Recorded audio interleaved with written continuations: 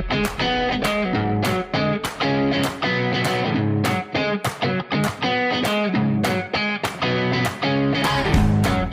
Assalamualaikum warahmatullahi wabarakatuh semuanya. Waalaikumsalam warahmatullahi wabarakatuh. Di siang pagi hari ini kita bertemu lagi ya. Untuk sebelum kita mulai pembelajaran pada siang hari ini, marilah kita berdoa menurut kepercayaan masing-masing agar materi yang Ibu sampaikan hari ini itu masuk ke kotak kalian. Ya, berdoa mulai. Bismillahirrahmanirrahim. Ada yang nggak masuk hari ini? Siapa? Kenapa Adel? Bola sudah berapa hari Adel? 5 hari. Kalian nggak tanya-tanya kenapa? Nggak tahu rumahnya. Oh. Nanti coba ditanya di WA ya. Kenapa nggak masuk pada pembelajaran hari ini? Oke. Di pembelajaran hari ini kita kita melanjutkan ke materi sebelumnya. Materi sebelumnya itu kan mengenai karakteristik planet. Nah, sekarang di pertemuan hari ini kita melanjutkan, kita ke habitable zone. Ya, ini mengenai planet manakah yang cocok kita huni. Kita ini di mana sih? Di bumi. Kalian pernah kepikiran nggak? Kalian mau hidup di mana gitu selain di bumi? Pernah? Oke, sebelumnya Ibu akan menyampaikan tujuan pembelajaran hari ini. Yang pertama, di mana setelah pembelajaran kali ini kalian itu akan menganalisis karakteristik planet berdasarkan konsep habitable zone. Yang kedua, dapat mengevaluasi kelayakan suatu planet sebagai tempat tinggal makhluk hidup. Yang ketiga, memberikan argumen ilmiah tentang planet yang paling memungkinkan selain di bumi. Dan yang terakhir adalah menyajikan hasil diskusi kelompok secara sistematis dan percaya diri. Oke, sebelum memulai pada materi, Ibu akan membagikan soal pretest karena di sini Ibu ingin tahu pengetahuan kalian awal mengenai habitable zone. Ini mengenai sistem tata surya juga. Dikerjakan ya 2 menit dari sekarang.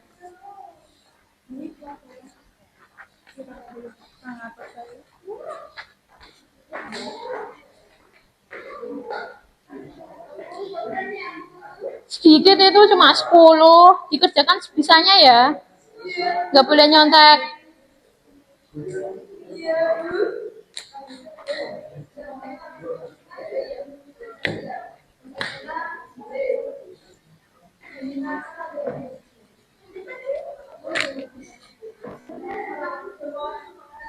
Dikerjakan sendiri-sendiri ya. Mbak Naila dikerjakan Mbak Naila. Mbak Naila kenapa hari ini? Lapar. Sebentar lagi ya, sebentar lagi. Ada yang udah selesai? Dimas, saya jangan main HP Dimas. Siapa? Kan free test. Ada yang udah selesai? Beneran enggak sih kok udah pada selesai. Oh iya, ini maklum. Ada yang udah selesai? Dikumpulin. Sip. Ada yang udah selesai lagi? Sudah, Bu. Mbak Ramadhani? Sudah, tapi Ya. Ya, Bu, sudah, Bu. Oke. Sekarang kita mulai materi. Nah, di sini itu kan kalian saya akan mengajarkan kalian itu mengenai habitable zone, gimana planet manakah yang layak kita huni. Nah, sebelumnya kalian kalau melihat gambar ini, apa yang ada di benak pikiran kalian? Ini apa nih? Ini apa nih? Bumi. Bumi batu. Terus bumi sudah tua. Terus apa lagi? Polusi. Terus apa lagi? Apa perubahan warna? Terus apa lagi? Kalian miris gak sih lihat bumi seperti itu? Kayak yang awalnya bersih, yang awalnya kayak asri, tapi tiba-tiba berubah. Ada ini, ada polusi, terus ada buminya sakit, ada asap. Terus yang ini, yang awalnya hijau, sekarang jadi ada kayak pemanasan globalnya lebih tinggi. Nah, tuh. Terus, nah di sini Ibu akan membuka gerbang diskusi. Kita akan diskusi bersama. Ini ada suatu permasalahan. Mbak Naila tolong dibaca. jumlah manusia sementara struktur alam seperti air, energi, dan ladang semakin terbatas. Jika suatu dari manusia harus mencari tempat tinggal baru di luar bumi, planet mana yang cocok untuk dihuni? Nah, planet mana kira-kira yang cocok dihuni selain bumi? Ayo mana? Mars. Mars. Venus. Terus, kandidat pertama berarti Mars. Yang kedua, Venus. Terus, kalian pengen tinggal di planet mana selain di bumi? Pluto. Bisa tuh, Cerlah. Oke, jadi bumi itu ya memang bumi itu bulat, tapi ternyata planet yang bisa dihuni itu ternyata nggak hanya bumi, ada namanya habitable zone. Habitable zone itu apa? Wilayah di sekitar bintang yang memungkinkan air tetap dalam bentuk cair. Bintangnya apa? Bintang yang memiliki cahaya sendiri apa namanya? Matahari. Nah, jadi habitable zone itu adalah wilayah di mana planet dikatakan planet dapat layak dihuni apabila ada di habitable zone. Nah, zona ini itu juga sering disebut dengan Goldilocks zone karena analoginya itu dari kisah Goldilocks, di mana Goldilocks itu maunya yang pas, nggak terlalu panas, nggak terlalu dingin, maunya yang pas. Emang ada yang panas, ada yang dingin, tapi tidak terlalu over. Iya, tapi cocok. Nah, di sini, nah syarat planet layak huni. Yang pertama apa? Ibu mau tanya, syarat ada kehidupan di suatu planet itu apa? Adanya air. Karena kalau nggak ada air, nggak memungkinkan ada kehidupan makhluk hidup, terutama manusia. Lalu, apakah hanya air yang menjadi syarat? Enggak. Yang pertama ada apa? Suhu. Terus yang kedua? Atmosfer. Terus yang ketiga? Ada sumber air. Terus yang keempat berada dalam habitable zone bintangnya. Lalu apakah yang berada di wilayah habitable zone ini langsung layak huni? Enggak, karena enggak ada yang sempurna di bumi ini. Nah, itu makanya walaupun dia berada di wilayah habitable zone, itu belum tentu layak huni. Terus ada aktivitas geologinya. Di bumi saja geologinya kadang campur aduk, kadang gempa bumi, kadang ada yang ini, kadang itu. Nah, kita juga harus melihat geologi di survei juga boleh di yang lain. Terus ada posisi habitable zone. Selain itu, jarak juga menjadi syarat. Karena syaratnya itu 0,95 hingga 1,67 AU. AU itu satuan dari NASA, dari matahari, atau sekitar 150 juta kilometer. Nah, planet kan yang dekat dengan matahari kan ada Mars, Venus, sama bumi. Nah, Venus itu jaraknya 0,72, di mana terlalu dekat. Nah, kalau bumi itu tepat di tengah. Nah, kalau Mars itu 1,52, di mana di batas luar HZ. Nah, kenapa di sini dikasih bintang di bumi? Karena bumi itu mendekati sempurna untuk dihuni. Karena apa? Bumi juga ada airnya. Selain itu suhunya juga kadang ya pas, atmosfernya juga tidak terlalu tebal, tidak terlalu tipis. Mars juga termasuk, tapi di batas luar, hampir di batas luar. Tadi kan patokannya 1,67, kalau di 1,57 kan hampir mendekati. Gitu. Terus, nah ini ada kandidat. Kalau kalian tadi kan ada 3 kandidat, Venus, Bumi, sama Mars. Itu betul, ada 3 kandidat yang mungkin planet kita itu layak dihuni.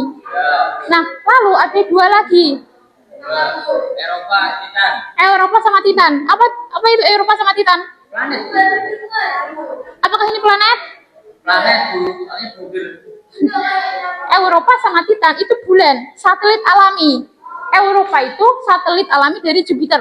Kalau Titan itu satelit alami dari Saturnus. Nah, di sini kandidatnya itu bukan planet, tapi kandidat benda langit untuk layak dihuni. Karena syarat utama dari adanya kehidupan tadi apa? Adanya air.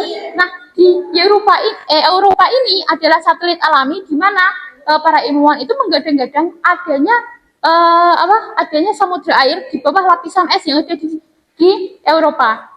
Terus yang di Titan itu juga ada airnya. Ternyata ya Titan itu bulan Saturnus, satelit alami dari Saturnus. Nah, Titan ini itu juga ada airnya. Jadi nggak hanya planet sama nggak hanya planet yang layak huni. Analoginya gini, kalian ke suatu komplek rumah, ada perumahan, kita katakan bangunan utama.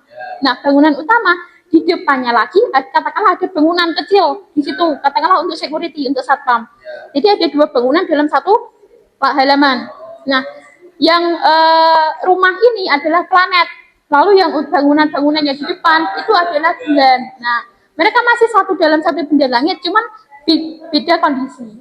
Tuh. Nah,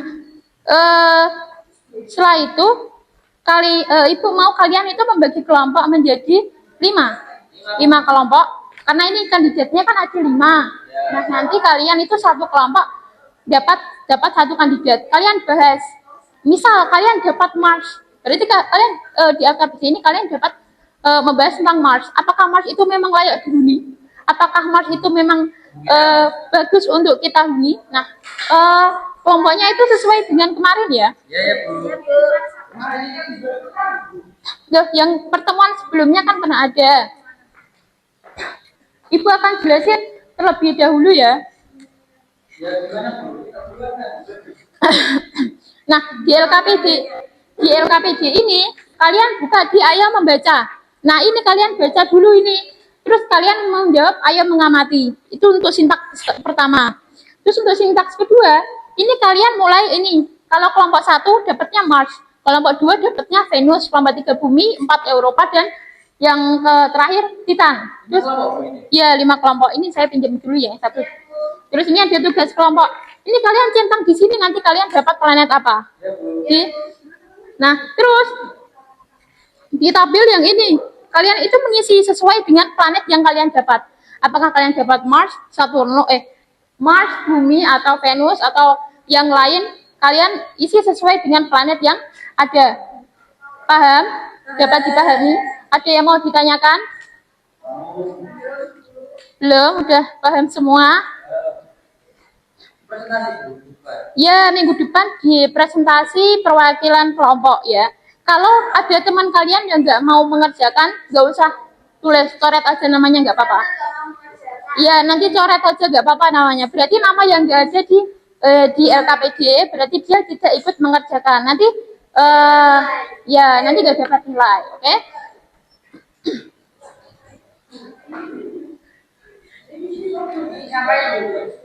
Iya, kalian kerja atau ada yang mau ditanyakan dulu? Ada yang masih bingung, ada yang masih apa? Ini dibuat PR ya, kerjain di rumah, tapi pengerjaannya kelompok, nggak boleh individu. Ya, dibawa pulang. Minggu depan kita bertemu lagi untuk presentasi, oke? Oke, sepertinya waktunya udah mau habis, kalian udah mau pulang ya ini. Ibu rasa cukupkan sampai di sini. Semoga materi yang Ibu ajarkan pada siang hari ini masuk ke kalian dan bermanfaat bagi kalian. Sebelum kita pulang, marilah kita tutup dengan bacaan hamdalah bersama-sama.